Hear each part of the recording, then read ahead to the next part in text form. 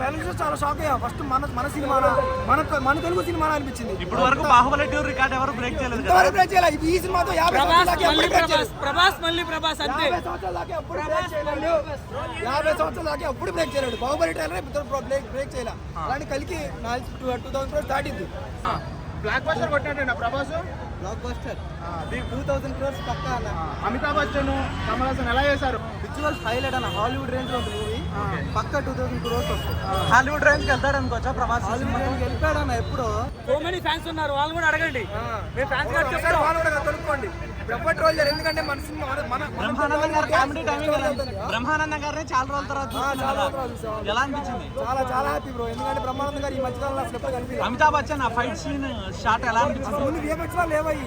చాలా రియలిస్టిక్ ఉన్నాయి. చాలా అంటే చాలా రియలిస్టిక్ ఉన్నాయి. అన్ని కోట్లు పెట్టారు, దాన్ని న్యాయం చేశారు ఖచ్చితంగా. ప్రభాస్ గారు ఈసారి 2000 కోట్లు కొడతాడా? బాహుబలి తర్వాత ఈ కలిగి అంటారు. మన టాలీవుడ్ చూడాలంటే కనీసం వాళ్ళకి 1000 కోట్లు పెడతారు ఈసారి ఇన్వెస్ట్మెంట్. మన టాలీవుడ్ ప్రతి ఒక్క హీరోకి 2000 కోట్లు కొడతామనేసి అన్నాడు కదా ప్రభాస్. ఈసారి గట్టి కొడతాడా? కొడతాడన్న పక్కా. నెక్స్ట్ ఎలా ఉందన్న కల్కి? ఎలా అనిపించింది మూవీ అన్న? కల్కి ఎలా అనిపించింది అన్న? డైరెక్టర్కి హ్యాట్స్ ఆఫ్. అన్న ఎలా అనిపించింది కల్కి? డైరెక్టర్కి హ్యాట్స్ ఆఫ్ అన్న.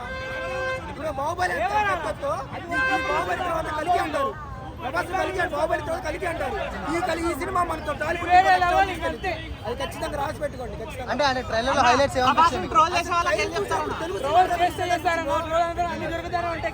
రోల్స్ ఎవరు చేయరు బ్రో. ఇప్పుడు చేయమన్నా, ఇప్పుడు చేయమను. మా ప్రభాస్ బంగారం. రోల్స్ ఎవరు చేయరు. ఏదో నెగిటివ్ గా చేస్తారు తప్ప మా ప్రభాస్ బంగారం. ఎవరిని ఒక్క మాట ఓన్లీ పెయిడ్ బ్యాచ్ తప్పితే ఎవరు చేయరు.